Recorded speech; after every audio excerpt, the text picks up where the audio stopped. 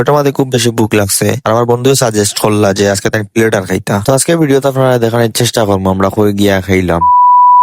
আসসালামু আলাইকুম গাইস, কি অবস্থা আপনারা সবার? আশা করি সব ভালো আছেন। আমি আলহামদুলিল্লাহ খুব ভালো আছি। আজকে যে ওয়েদারও বার হয়েছে পুরা মেঘলা ওয়েদার, কোন সময় মেঘ আইব আসলে কোনো ঠিক ঠিকানা নাই। এর লাগি একটু তাড়াহুড়ো করে বার হয়েছি। তো আজকে আমার লগে আছে সামি আর আমি, আমরা দুইজন রওনা দিছি আমরা গন্তব্যের দিকে। তো আজকে সোজা যাইমু জিন্দাবাজার যাইতাম কিলা, এর আগেও আটটিয়া বই রয়েছি শিবগঞ্জ পয়েন্ট। প্রায় 5 মিনিটের মতো ঠেলাঠেলি করিয়া তো ছুটছে জ্যাম। জেলা খাদ্য নিয়ন্ত্রকের কার্যালয় শিবগঞ্জ পয়েন্টের ঠিক সামনে আছি আমরা। কিছু কাজ আছিল দুই বন্ধু সারিয়া এখন রওনা দিলাম আমরা। প্রথমত দুপুরের টাইম বাদত কিছু খাইয়া বার হয়েছি না, বার থাকি পেটের মধ্যে খুব বেশি বুক লাগছে। বন্ধুরে উঠে গেলাম, চলো বন্ধু 5 বাইট গিয়ে আমরা তা খাইলাই। বন্ধুরে সাজেস্ট করলা চলে তাকে আমরা প্লেটার খাইলাই। তো আইলাম আমরা ট্রিট গ্যালারিত খাওয়াত। তারা এখানে পরিবেশটা আমার কাছে খুব ভালো লাগে, শান্ত নিরিবিলি। তারা ক্যাফেটা অনেক বড়, বন্ধু বান্ধব লইয়া বিন্দাস পার্টি করতে পারবা।